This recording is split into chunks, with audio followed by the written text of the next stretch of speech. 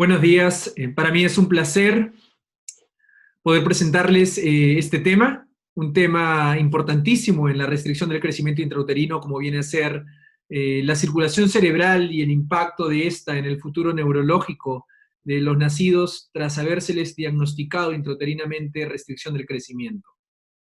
Como ustedes podrán ver en esta primera diapositiva, la idea es enfocarnos bajo el nuevo marco de la pirámide de atención prenatal, donde vemos que la ecografía del primer trimestre es sumamente importante, así como también los seguimientos durante las distintas semanas de gestación. Los temas que voy a proceder a tocar están en relación a los conceptos generales, la importancia de la arteria cerebral media en el manejo del feto con RSU o restricción del crecimiento intrauterino, el índice cerebroplacentario, la circulación cerebelosa en RSU y finalmente en cuanto a medicina basada en evidencias, la evaluación cerebrovascular fetal. Al mismo tiempo, daremos las conclusiones al finalizar la presentación. Y en cuanto a conceptos generales, es importantísimo aclarar lo siguiente. Cuando nosotros tomamos en cuenta el percentil 10 como marcador para decidir que aquellos que están debajo se encuentran pequeños para la edad gestacional y aquellos que están encima del percentil 10 se encuentran adecuados para la edad gestacional, estaríamos sesgándonos si no entendemos cómo es la distribución del crecimiento fetal. Y como ustedes pueden ver aquí en la curva en azul, donde se encuentran aquellos que están bien alimentados, es decir, que tienen una placenta que los nutre correctamente, tenemos un cierto porcentaje de ellos que se encuentran por debajo del percentil 10. Es decir, que no tienen insuficiencia placentaria. Y asimismo, en la curva en verde ustedes podrán ver que los desnutridos, es decir, aquellos fetos que no se encuentran bien alimentados por la placenta debido a una insuficiencia de esta última, algunos de ellos se encuentran por encima del percentil 10. Entonces, ¿qué es lo que realmente podemos rescatar de esta diapositiva? Que muchos de los fetos que tienen problemas de insuficiencia placentaria, llámense insuficiencia placentaria leve, no son pequeños para la edad gestacional, no se encuentran por debajo del percentil 10 al nacimiento. Entonces, ¿qué es lo que nosotros tratamos de prevenir? Usualmente nos enfocamos en lo que es la muerte intrauterina, es decir, en aquellos bebés que tras tener una mala alimentación por parte de la placenta desarrollan hipoxia. Y en este grupo de bebés que desarrollan hipoxia, la gran mayoría se encuentra por debajo del percentil 10 y solamente una minoría por encima del percentil 10. Entonces, cuando nosotros vemos la evidencia con respecto a el crecimiento fetal y la tasa de muerte perinatal, o sea, los óbitos fetales, vemos que cuando la presencia de la restricción del crecimiento intrauterino se da en la primera mitad del embarazo, o mejor dicho, en los primeros 2 trimestres, hay una relación directa con la tasa de óbitos fetales. Más cuando uno avanza en edad gestacional, se da cuenta que esta tasa de óbitos fetales, la mayoría de estos, ya no se encuentran por debajo del percentil 10, sino se encuentran por encima del percentil 10. Por lo tanto, como ustedes pueden ver, es importantísimo entender que si en este diagrama todos los puntos son óbitos fetales, todos los puntos son óbitos fetales. Y de aquellos que fallecieron en las primeras 30 semanas, es decir, entre 24 y 30 semanas, el 71% fue pequeño para la edad gestacional.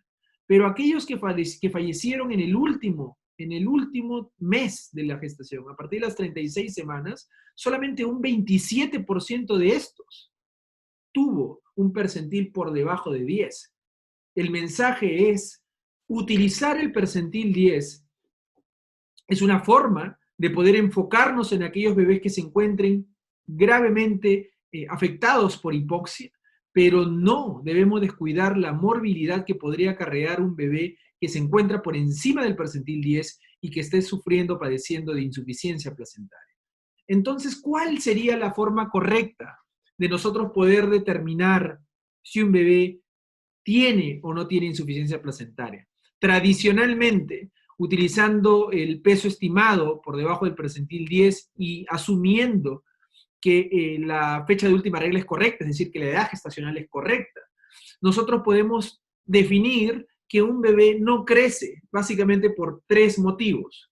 Primero, porque tiene hambre, o sea, porque la placenta no funciona. Segundo, porque hay un problema cromosómico de fondo. Y tercero, porque hay un problema malformativo / infecciones. Si nosotros descartamos el problema cromosómico e infeccioso malformativo, que sería el caso de un bebé que tiene algún tipo de anormalidad, llegaríamos a la duda de si existe o no una insuficiencia placentaria. Y aquellos en los cuales se demuestre que hay una insuficiencia placentaria, hablaríamos de restricción del crecimiento, y aquellos en los cuales no demostremos una insuficiencia placentaria, hablaríamos de un problema constitucional. La pregunta que ahora nos hacemos es, ¿cómo definimos insuficiencia placentaria? Y el punto es que tradicionalmente simplemente entendemos insuficiencia placentaria cuando combinamos un bebé por debajo del percentil 10 con una arteria umbilical alterada, lo cual no es preciso, ya que como les dije en las primeras diapositivas, existen muchos bebés que incluso estando por encima del percentil 10 tienen insuficiencia placentaria. Y al mismo tiempo existen muchos bebés que estando por debajo del percentil 10, pero con una umbilical normal, igual tienen insuficiencia placentaria. Es por esa razón que juegan aquí un papel importantísimo otros marcadores adicionales. Y básicamente lo podemos resumir en 3 puntos en el tercer trimestre. ¿Por qué? Porque aquella restricción del crecimiento intrauterino precoz, aquella insuficiencia placentaria precoz, que se presenta, obviamente, como su mismo nombre lo dice, alrededor de las 24 o 28 semanas, es fácilmente diagnosticable. Es fácilmente diagnosticable, pero de difícil manejo.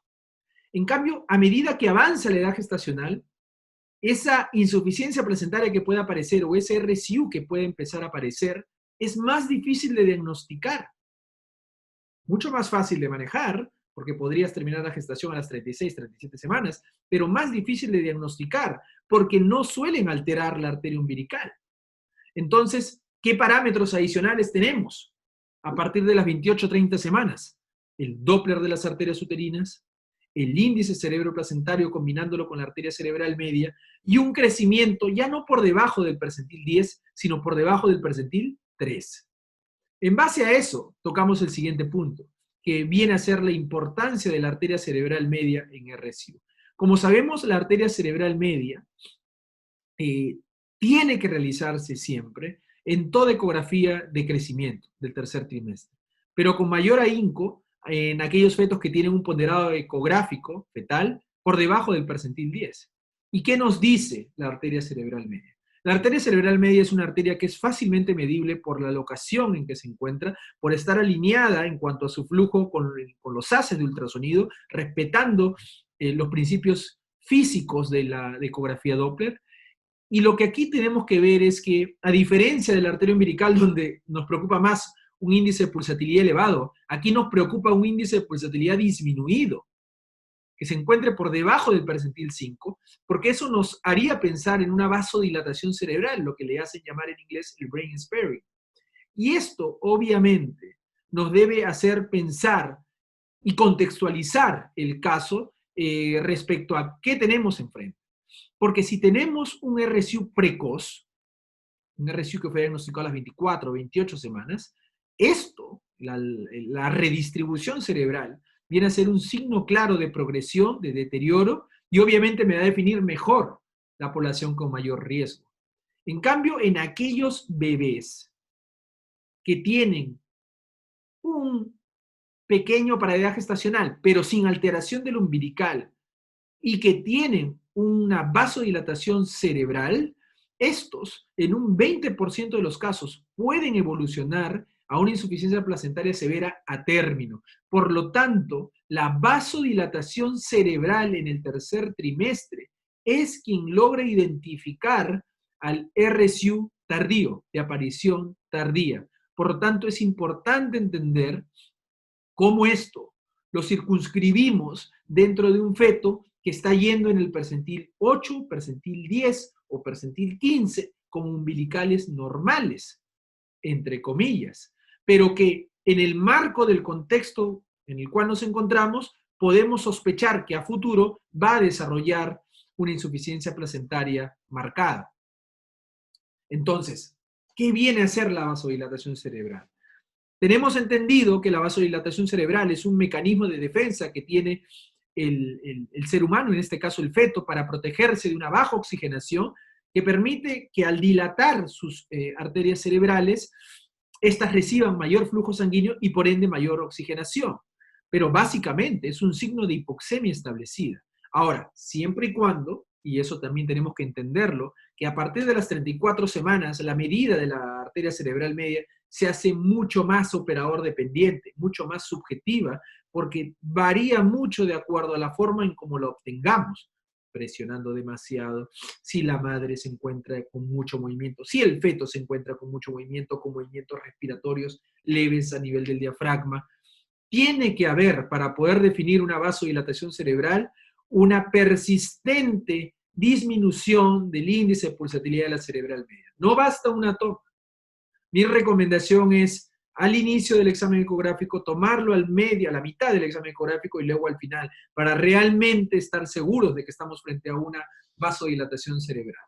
Es por esa razón que en el caso del RSU precoz, es decir, que aquel que aparece tempranamente, está asociado obviamente a un mayor riesgo de mal resultado perinatal y obviamente con peor pronóstico neurológico.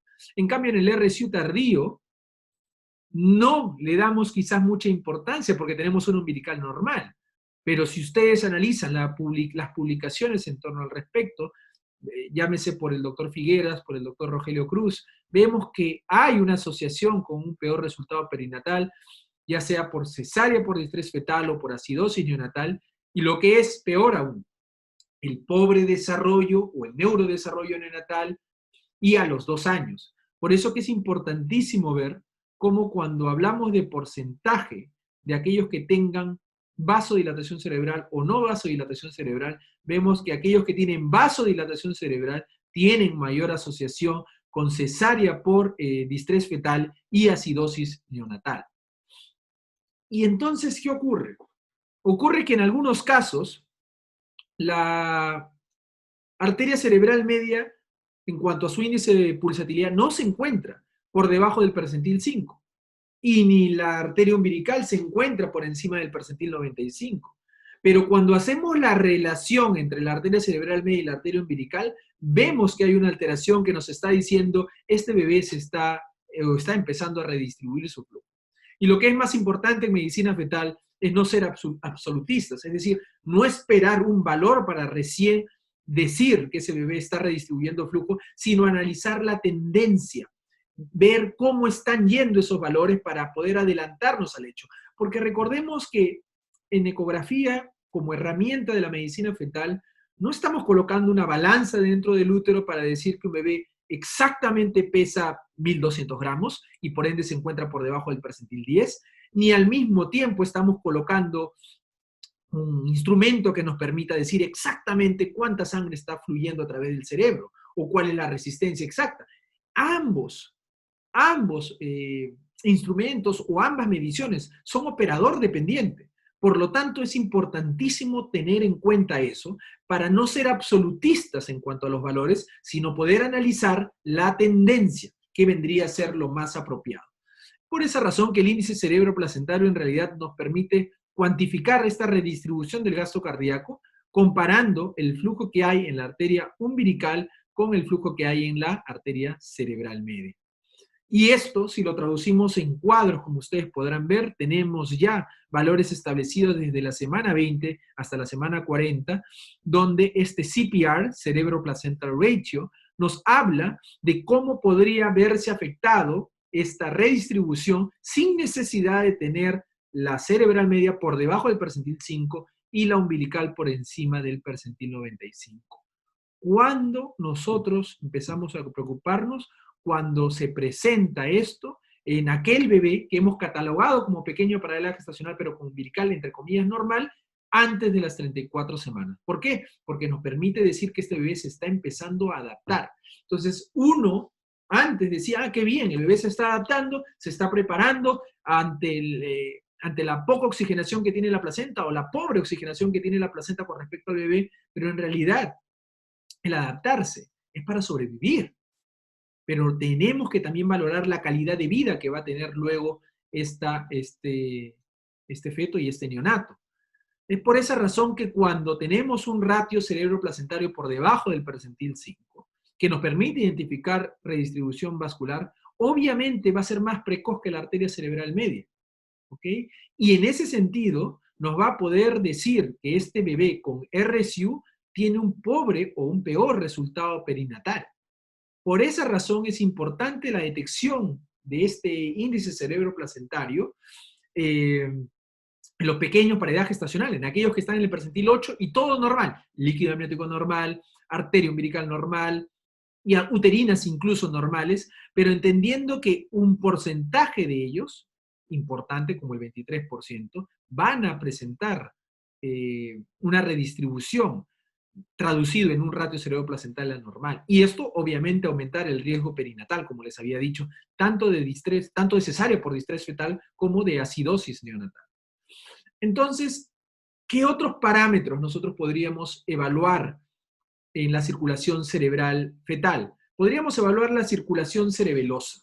¿Qué es la circulación cerebelosa? Ya existe un estudio en el año 96 en el Obstetrics and Gynecology por el grupo del doctor Giancarlo Marí, el mismo que describió la arteria cerebral media, donde nos hace una descripción del índice de pulsatilidad a nivel de la arteria cerebelosa superior. Sabemos que el cerebelo como tal tiene tres tipos de irrigación fundamentalmente, uno dado por la arteria cerebelosa superior, otro dado por el AICA, ¿ok? Y el otro dado por el PICA, que son las arterias cerebelosas inferiores tanto anterior como posterior. En ese sentido, cuando nosotros evaluamos el círculo arterial de Willis y tenemos tanto las dos cerebrales anteriores como la comunicante anterior, las dos cerebrales medias, las dos comunicantes posteriores y las dos cerebrales posteriores, estas cerebrales posteriores vienen a formarse por parte del tronco de la basilar, que es quien va a dar origen a estas dos arterias cerebelosas superiores, que ya tienen un valor establecido para las distintas edades gestacionales dadas por el grupo, como les vuelvo a repetir, del profesor Giancarlo Marí, y que comparó, como les vuelvo a repetir, en aquellos bebés con un crecimiento adecuado y aquellos bebés pequeños.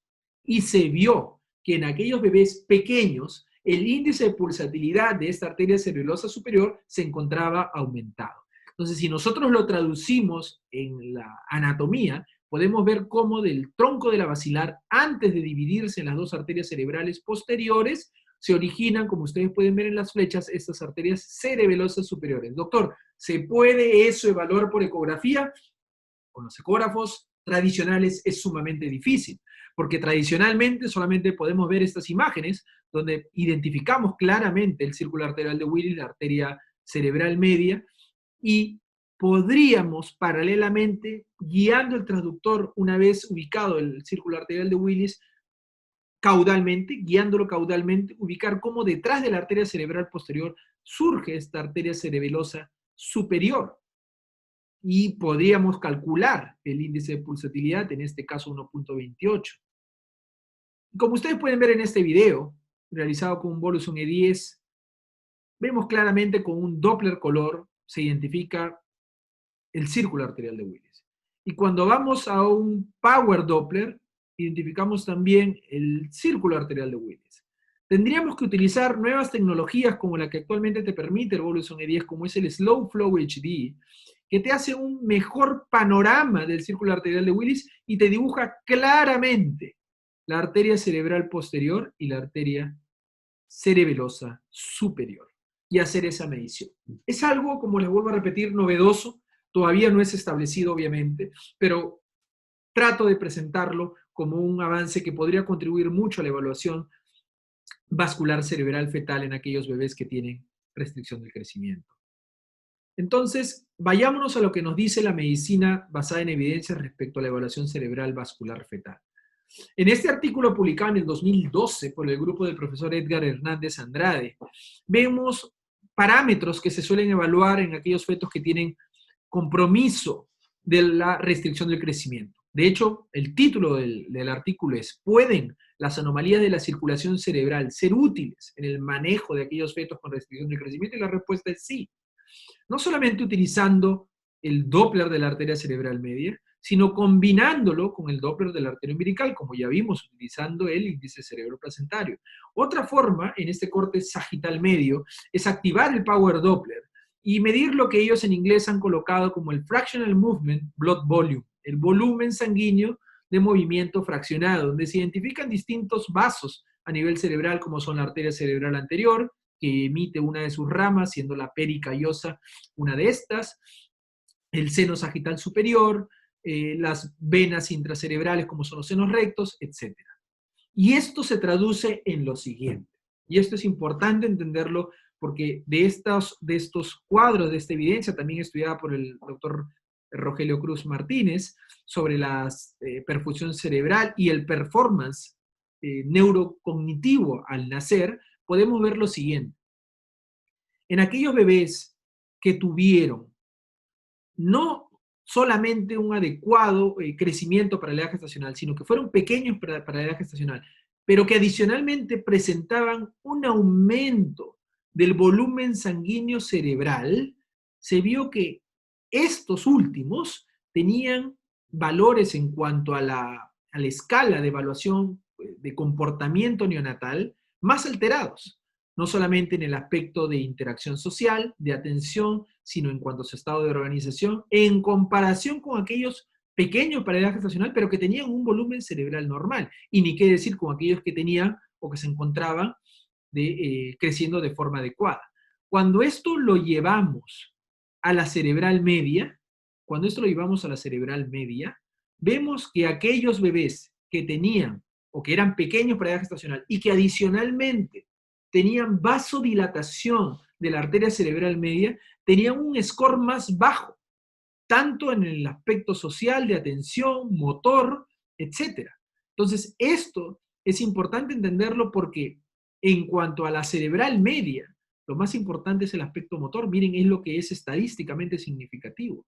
Entonces, el mensaje es realmente aquí la importancia de incluir a la arteria cerebral media en el manejo del feto con RSU es alta.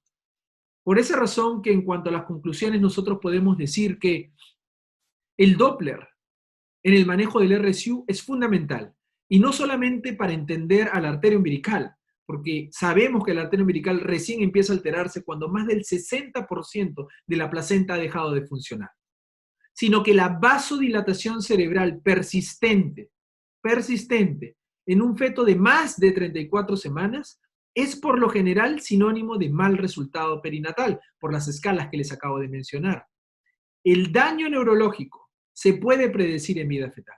Es decir, en aquellos bebés que ya no tienen más de 34 semanas y ya no se puede interrumpir la historia natural de la enfermedad simplemente sacándolos del útero, sino en aquellos bebés que han presentado un RSU desde las 24, 26, 28 semanas, que aparte se ha complicado con vasodilatación cerebral para adaptarse, como le suelen decir, que en realidad es supervivencia, pero no protegiendo la calidad de vida neurológica que va a tener, este daño neurológico se podría predecir desde la vida fetal. Y por ende, la identificación de estos fetos en riesgo podría ser la clave para el inicio de una terapia postnatal. Finalmente, ¿por qué es importante el manejo de la gestación como una pirámide de atención prenatal invertida? Porque básicamente el RSU podría, especialmente el precoz, aquel que es de difícil manejo, podría predecirse desde las 12 semanas haciendo un buen screening de preeclampsia, combinando las arterias uterinas, combinando los factores biofísicos maternos como la presión arterial, tratando de incluir el placental growth factor en la medida de lo posible y de esa forma iniciar terapia con aspirina para poder de esa forma prevenir los casos de aparición precoz antes de las 34 semanas. Y para aquellos casos que son identificados en riesgo a las 22 semanas o a las 32 semanas, hacer un manejo y un parto oportuno y no esperar que la arteria umbilical se altere para recién manejarlo cuando sabemos que esta vasodilatación cerebral va a condicionar efectivamente un bajo rendimiento en los scores de evaluación neonatal neurocognitivamente hablando. Muchísimas gracias.